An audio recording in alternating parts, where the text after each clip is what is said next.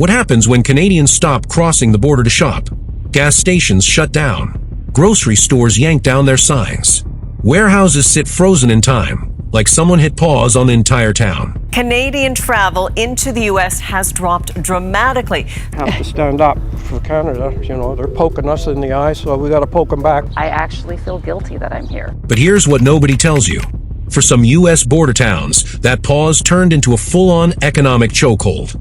Why? Because these towns didn't just welcome Canadian shoppers, they depended on them. And when that stream dried up, so did the jobs, the sales, and in some cases, entire Main streets. Think that's an exaggeration? Blaine, Washington lost over $5 million in tax revenue. Niagara Falls, New York, down over $20 million in tourist cash. And it's not just big names. Towns you've never heard of are quietly collapsing right now. And trust me, you're not ready for what's next. By the end, you'll see these towns differently, and probably your own city, too. Let's break it down. Number 10, Derby Line, Vermont. This town shares a library with another country. Like literally, the front door's in Vermont. The books, mostly in Canada. Locations across the border. The Interstate 91, the in-town Derby Line, Stansted location, and BB Quebec, BB Vermont border. Welcome to Derby Line, Vermont, the kind of place that looks like a Hallmark Christmas movie set, but it's quietly suffocating. Derby Line is that picturesque border town where you can wave at your Canadian neighbor while mowing your lawn and legally mail a letter to two countries at once. Population, around 600. Crime rate, lower than a Vermont maple syrup sugar high. And the median home value?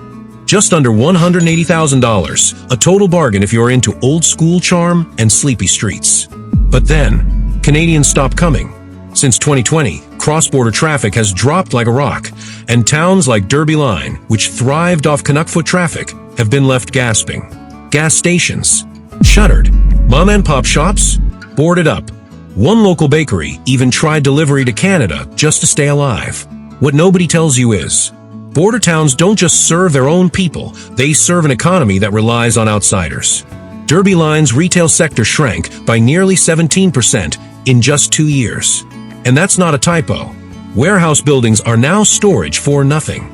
Locals call it a reverse boomtown, where the buildings are still there, but the reason they existed is gone. One Reddit user summed it up perfectly. Living here feels like waiting for a guest who never comes back. That's the emotional toll. But the financial one? That hits harder. Local businesses saw Canadian shoppers make up to 60% of their revenue. So when the border closed, so did their future. You'd think Derby Line would be saved by tourism, but guess what? Nobody vacations in a place that feels like a checkpoint. And the irony? A town this peaceful should be thriving, but it's paralyzed by the silence. And don't get me started on the Border Patrol weirdness. Imagine trying to drive to the grocery store and getting flagged because your taillight crossed the 49th parallel. You're not smuggling diamonds, you just want eggs and cereal. And if you think this town feels eerily quiet, wait till you see the place where locals literally live between two nations and neither one shows up anymore. Let's keep going. Number 9, Sweetgrass, Montana. You ever heard of a town where the only restaurant is inside a gas station that's closed by 6? Welcome to Sweetgrass, Montana, a town that feels like a deleted scene from No Country for Old Men, but with fewer people and more tumbleweeds. Sweetgrass is one of those places that looks like it was built solely to wave at Canada. It's technically a port of entry, but really it's more like a checkpoint with a zip code. The town has wide skies, open roads, and an endless view of nothing. For someone looking to disappear off-grid, it's kinda perfect. Median rent, around $780, if you can even find a place. Crime, so low it's suspicious. Population, barely above 300 if you count cows. Imagine yourself there. You wake up to a sky so blue it hurts. You pour your coffee, open the door, and realize you forgot what neighbors look like. But then, the Canadians stop coming. And what nobody tells you is, Sweetgrass didn't just lose traffic, it lost its only economic pulse. Before 2020, Canadian license plates filled the roads. Locals ran gas stations, duty-free shops, and auto repair spots just for them. Today, traffic is down nearly 18%, and cross-border retail is barely breathing. The duty-free store, dead quiet. The bars, closed or hanging by a thread. Even customs agents are asking, where is everybody? Someone on Reddit didn't miss. It's like being a Walmart greeter at a store nobody shops at anymore. This isn't just economic decline, it's retail purgatory. The town is still standing, but it feels like a business card nobody picks up. And here's the kicker. Sweetgrass has more border agents than actual working businesses. The ratio of uniforms to customers? Honestly, iconic. But not in a good way. Let's talk money. Sweetgrass once pulled millions from Alberta drivers alone, gassing up, buying booze, and loading up on American brands. Now, that's all gone. One local shopkeeper said they lost over 70% of sales overnight. That's not a dip, that's an amputation. And don't even try ordering online here. Half the deliveries don't show up because even Google Maps is like, Sweetgrass. Nah, try again. There's also one bar and its Wi-Fi is as fast as dial-up, but hey, at least the jukebox still works, most days. But if you think Sweetgrass feels forgotten, wait until you see the town that still has tourists, but somehow they're making things worse. Number 8, Houlton, Maine. This is the kind of place that should be thriving. Downtown looks like a Hallmark movie set. There's a community band, a historic clock tower, and maple trees that blush harder than a middle schooler with a crush. But what nobody tells you is, Houlton, Maine is hanging by a thread. And that thread, it was made in Canada. Houlton is the first town you hit when you cross the border from New Brunswick into the US. It's charming, quiet, full of old-school character. It even calls itself Shire Town, which sounds adorable until you realize Frodo wouldn't last 5 minutes here without a valid passport and a credit score. The vibe? Small-town Americana with a side of flannel. Median home price? Around $150,000. Not bad for a place where you can buy a house and a snowmobile and still have enough left over for moose jerky. Snowflakes drift through the pines. The downtown lights flicker on. You sip hot cocoa while waving to your neighbor across the border. Life feels simple. But then, the Canadians stop showing up. And for Houlton, that was like someone unplugging the jukebox mid-song. Before 2020, Canadian shoppers made up as much as 40% of retail traffic here. They filled the diners, hit the Walmarts, cleaned out the discount racks like it was Black Friday every weekend. But when cross-border shopping collapsed, so did the local economy. Retail shrinkage since 2019? A brutal 23%. That's not just a dip, that's a retail coma. A Reddit user described Houlton like this. It's like living in a snow globe someone dropped, pretty but kinda cracked.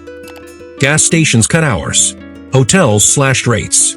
One local told the Bangor Daily News they literally gave out free rooms just to get people into town. And here's what you don't see in the brochure. Downtown storefronts are boarded up. Warehouses are collecting more dust than inventory. And the job market? Let's just say if you're not working for the county, the post office, or Walmart, good luck. Median household income? Under $45,000. And no, that's not for students or retirees. That's for everybody. Imagine living in a town where your biggest economic hope is maybe the border reopens and Canadians feel nostalgic. That's not a growth plan, that's a wish. Also, real quick, let's talk weather. It's not just cold. It's why do my eyelashes hurt? Cold. It's this isn't snow, this is tiny frozen knives from the sky cold. Locals call it brisk. I call it a reason to move. And don't even try driving. The plows are either early, late, or plowing you in like it's personal. And if you think this quiet New England town has it rough, wait until you see the place where tourists still show up, but now locals wish they wouldn't. Number 7, International Falls, Minnesota. This town is famous for being the icebox of the nation. And honestly, that's the nicest thing anyone's said about it in years. Because International Falls, Minnesota isn't just cold. It's economically frozen. Let's paint the picture. Quaint downtown. Endless pine trees. Lakes that shimmer like glass. And yes, it's technically a border town, just across the rainy river from Fort Frances, Ontario. It should be a hub. A place where nature-loving tourists and Canadian shoppers flood in like summer mosquitoes. Housing? Dirt cheap. Median home price around $130,000. Cost of living? Nearly 16% below the national average. And crime? Way lower than the Twin Cities. Imagine yourself there. You step outside into crisp northern air, coffee in hand, deer wandering the yard, loons calling across the lake. It should feel like a postcard. But then, the bridge got quiet. And what nobody tells you is, International Falls didn't just welcome Canadians, they were the lifeblood of its small business economy.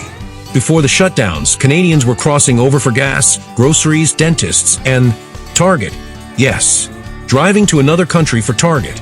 That's real dedication. But once that border froze, so did foot traffic and dollars. Retail sales in the county fell over 21% between 2019 and 2022. One diner owner said, "We used to get more Canucks than locals. Now we just wait and hope." And even when restrictions lifted, the flow never bounced back. Why? Because Fort Frances got a few upgrades. And International Falls, still waiting on a revival that may never come. Here's what you don't see in the glossy Chamber of Commerce photos. Empty storefronts, a mall that feels like a set piece from The Last of Us, and locals crossing into Canada just to shop talk about role reversal. Median household income? Just $43,500. Population? Down nearly 10% in the last decade. And the town's largest employer? A paper mill that's been laying people off for years.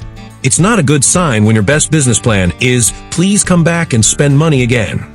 Let's talk about the weather real quick. Winters here hit negative 40 degrees Fahrenheit like it's normal. Your face hurts. Your eyelids freeze. Your dog gives up on walks. And every January, they celebrate this with something called Icebox Days, because nothing says civic pride like turning hypothermia into a festival. And if you think the icebox is chilling, wait till you see the town that practically turned into a museum for a history nobody wants to repeat. Number 6, Sault Ste. Marie, Michigan. It's got a name you probably can't pronounce, a bridge that connects two countries, and more empty parking lots than a zombie movie.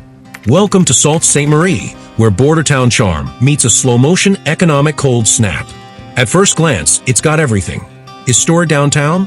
Check. The Soo Locks, an engineering marvel that pulls in tourists every summer? Yep. Beautiful waterfront? Absolutely. Oh, and across the bridge? Sault Ste. Marie, Ontario, its much larger Canadian twin. So theoretically, it should be a cross-border handshake of commerce and culture, right? Housing is cheap. Median home value? Around $120,000. The cost of living?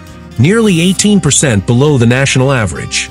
And the crime rate's not bad either, safer than most U.S. cities its size. But then, the bridge went quiet. For decades, Canadian day trippers flooded the town for cheap gas, American snacks, and outlet malls. Locals even joked that the town's biggest industry was selling ketchup chips back to Canadians who forgot to pack them. But when the border slowed to a trickle during COVID, so did the cash. Visitor numbers dropped by over 50% in 2020, and unlike the Soo Locks, the economy didn't recover. One Redditor put it bluntly, Sault, Michigan is great if you love snowmobiles, chain restaurants, and wondering what happened to all the people. Here's what they don't show in the Pure Michigan commercials. Retail's been gutted. Tourism is seasonal. The mall? Ghost town with a food court that smells like 1997.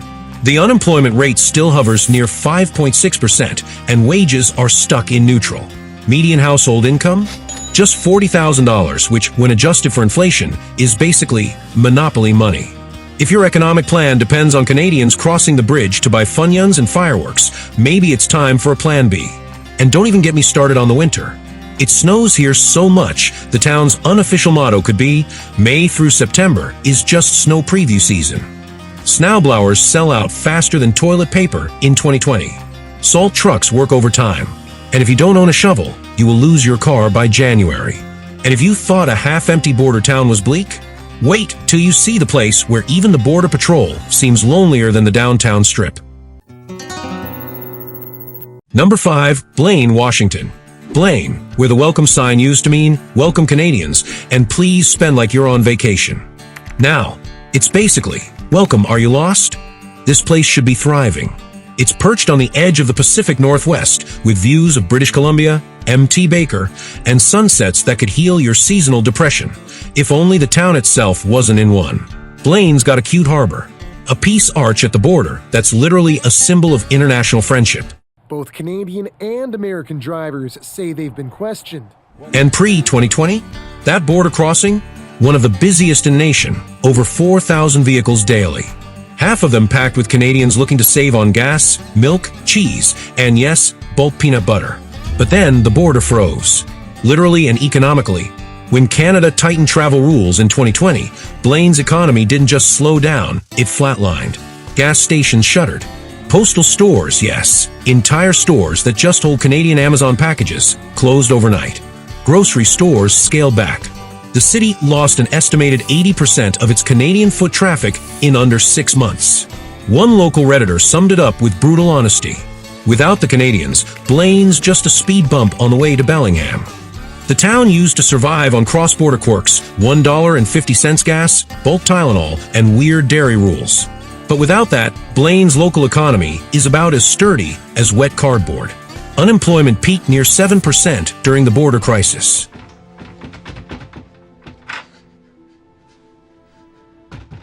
Sales tax revenue plummeted by $2 million between 2019 and 2021.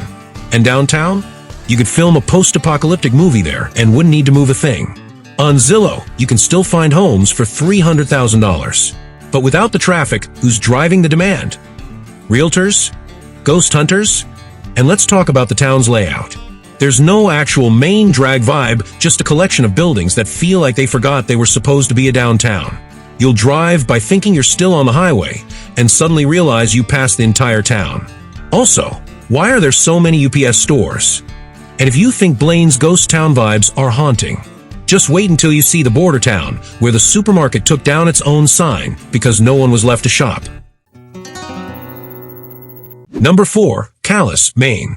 Calais, Maine, spelled like a French duchess, pronounced like Calais, and yeah, it kinda is. It's the type of town where Main Street still means something, mostly because it's one of the only streets. But once upon a time, this place buzzed. This is the town that practically existed for cross-border shopping. We're talking 3 bridges connecting to St. Stephen, New Brunswick. A Canadian shopper's dream. Cheaper gas, cheap meds, and entire parking lots full of Quebec license plates. At its peak, Calais saw over 1.6 million border crossings per year. Not bad for a town with barely 3,000 residents. Locals made bank on pharmacies, fast food, and dollar stores. Canadians came for the bargains, stayed for the Walmart, and left with a cart full of bacon and Sudafed. Imagine yourself there. You're sipping coffee in a roadside diner where the waitress knows your name and also knows your business. Across the river? Beginning today, all 24 land border crossings from Canada to Maine are A different country. And right in the middle of it all, you're living in what feels like a small-town movie set. But then, border rules got weird. First it was post-9/11 passport paranoia. Then came COVID, and the US-Canada border slammed shut like it owed us rent. Result? The shopping stopped. The traffic vanished. And Calais, which had built its identity on cross-border commerce, suddenly looked hollow. One Redditor put it like this: without the Canadians, Calais is just a Dollar Tree with a view. The median household income here hovers around $43,000, well below the US average. The poverty rate? Over 21%. And real estate? You can buy a whole house for less than a used Tesla, around $120,000 median. Woo! Yeah, baby! Honestly, if you bought 2 Canadian geese and a bag of ketchup chips, you might double the town's GDP. Let's talk about infrastructure. There's exactly 1 grocery store. The Wi-Fi is slower than a moose with a migraine. And the town's idea of nightlife is watching your neighbor's porch light flicker. You'd think being right on the border would mean excitement. But no, it means you're close to action you can't reach without a passport, a tank of gas, and 45 minutes of customs side-eye. Without Canadian foot traffic, Calais isn't just sleepy, it's borderline comatose. Retail took a nosedive. Local businesses closed early, or closed for good. And a town that once thrived off of dual nationality charm now feels like it's waiting for something that may never return. Here's what you don't see in the brochure. The emotional whiplash of watching your economy ride or die based on border policy. Calais was built for binational commerce, but now it's stuck in a one-nation recession. And if you think this border town feels abandoned, just wait until you see the place where even the outlet mall called it quits. Coming up next, the city where empty stores outnumber people. Number 3. Nogales, Arizona. Nogales, Arizona, where your backyard is the border and your neighbor might be buying mangoes in pesos. This town is literally split down the middle, half in the US, half in Mexico, like a shared Netflix account after a breakup. You get sunshine, tacos, bilingual street signs, and some of the most vibrant culture in the entire state. But don't let the churros and cacti fool you. Nogales has always been a gateway, a major port of entry where trade flows, trucks hum, and people cross to shop, visit family, or snag that sweet, duty-free booze. It's also where Canadians used to sneak in a quick winter escape. They'd drive down, shop across the border, and say things like, "It's like Mexico, but with parking." Locals called it the Walmart economy, pun 100% intended, because Canadian snowbirds and Mexican foot traffic kept stores alive. It had that buzzy cross-border energy, a little chaotic, a little charming, like a market and a mini-mall had a bilingual baby. But then, yeah, you guessed it, when COVID hit, the border didn't just tighten, it locked. And Nogales, like a restaurant that only serves appetizers, lost its main course. Here's what you don't see in the brochure. The foot traffic dropped, tourism slowed, and big retailers, including JCPenney, just ghosted the city entirely. Meanwhile, the unemployment rate hovers around 9.6%, way higher than the national average. The poverty rate? Over 30%. Oh, and the median household income is barely $33,000. That's not even enough for half a Scottsdale mortgage. According to Zillow, the median home price here is around $157,000, or as Phoenix would call it, a down payment. Let me just say this, the town has two names, two cultures, two economies, but somehow zero Starbucks. You can drive 70 miles to Tucson to get your oat milk macchiato, or just accept that coffee comes in styrofoam here, and it will be called Café con Leche, and honestly, that's an upgrade. But seriously, between limited shopping, the weird border wait times, and the sheer amount of 18-wheelers everywhere, you'll start to feel like your whole life is stuck in line at customs. As one keyboard warrior on Reddit put it, perfectly, I might add, Nogales is like if a flea market, a freeway, and a family reunion all decided to live on the same street. Yeah, accurate. Picture this. You wake up to the sound of roosters and diesel engines. The sun's already blazing, and someone's selling fruit out of a truck bed. You're 2 blocks from the border, 1 block from a dollar store, and your phone keeps asking, "Welcome to Mexico. Want to switch carriers?" You feel a little out of place and a little at home. That's Nogales. Nogales isn't collapsing, but it is fading. Not in culture, that's still strong, but in commerce, jobs, and those little things that keep a town feeling alive. It's a border city that depends on movement. And when that movement stops, so does the money, the energy, the growth. It's a place stuck between two worlds, and lately, it feels like neither world is fully showing up. And if you thought Nogales was caught in the middle, wait till you see the town where even the Canadians stop showing up, and they used to come just for cheap cheese. Number 2, Niagara Falls. Niagara Falls, New York, a place where the most iconic natural wonder in North America is just hanging out behind a rundown outlet mall and a boarded-up Applebee's. Sounds dramatic? Good, because this town used to thrive on drama. Back in the day, Niagara Falls, New York was the honeymoon capital of America. Now it's more like the divorce court for cross-border retail. This should be paradise. I mean, think about it. You've got roaring waterfalls, mist that practically exfoliates your skin, and the constant opportunity to impress tourists with, yes, the American side. It has charm, history, views for days. And before 9/11 and COVID, it had something even better, Canadians. Lots of them. They'd cross the Rainbow Bridge by the busload, not for the falls, but for American shopping. Cheaper gas, better selection, Black Friday deals that made Boxing Day look like a bake sale. In 2010, the local outlet mall pulled in millions from Canadian shoppers alone. Niagara Falls was basically Buffalo's cool younger cousin who always had visitors. But then everything changed.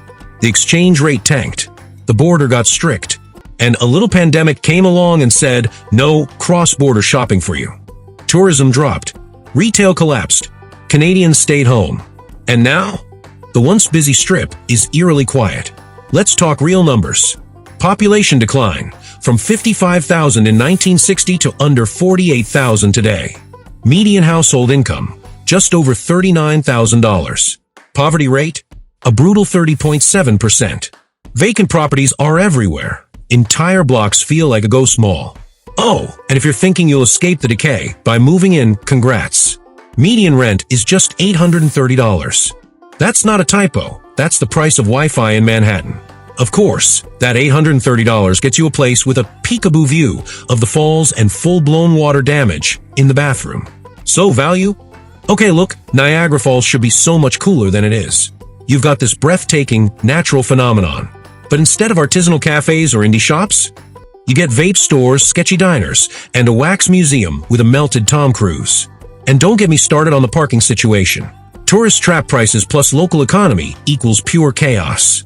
Even Reddit had to call it out, word for word. Niagara Falls is like Times Square if Times Square had given up on life and started smoking behind a dumpster. Honestly, I've never felt more seen. Picture this. You're standing near the falls. There's mist on your face. A rainbow arches overhead. Behind you, a screaming toddler, a guy selling knockoff Oakleys, and a loudspeaker that says, "Do not feed the seagulls." You turn around and realize the Canadian side looks like Disneyland. Your side looks like someone canceled a renovation halfway through. And that's the Niagara Falls, New York experience. Niagara Falls, New York isn't just struggling, it's haunted by potential. It's the kind of place where you see what it could be every single day, and then trip over a broken sidewalk on your way to a Rite Aid that closes at 6. The emotional toll. Frustration. The financial toll? Empty storefronts and tax revenue that's falling faster than the water. It's a border town that relied entirely on people crossing over, and now the only thing crossing are tumbleweeds. And if you thought Niagara Falls was the ultimate letdown, wait till you see the border town that basically became a giant gas station, and even that's struggling now. Number 1, Buffalo. Buffalo, New York, the Queen City, where the wings are legendary, the winters are vicious, and for years, Canadians basically kept the malls on life support. It's the kind of place that gets a shrug when you mention it at a party, but say Buffalo Bills, and now everyone's yelling in unison. It's gritty, it's loyal, it's blue-collar America with a side of frostbite. And for a while, the cross-border shoppers made it feel like Buffalo mattered. Canadians would pour in from Ontario, hit up the Galleria, fill their trunks with cheaper cheese, and head home. Buffalo was their outlet mall Disneyland. For the uninitiated, Buffalo sounds low-key amazing. Rents that don't require a tech salary. A tight-knit community vibe. Art Deco buildings, craft beer, lakefront breezes. And yes, actual Four Seasons, not just road salt and depression. Plus, compared to NYC or Boston, Buffalo feels underrated on purpose, like it's hiding from the East Coast drama. People say things like, "It's rough, but it's real."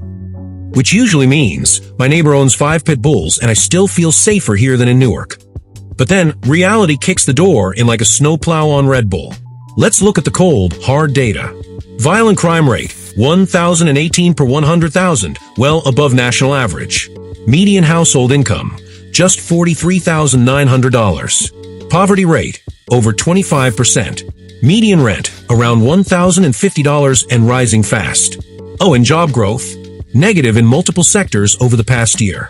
Now add this, Buffalo lost one of its biggest retail lifelines when cross-border shopping took a nosedive.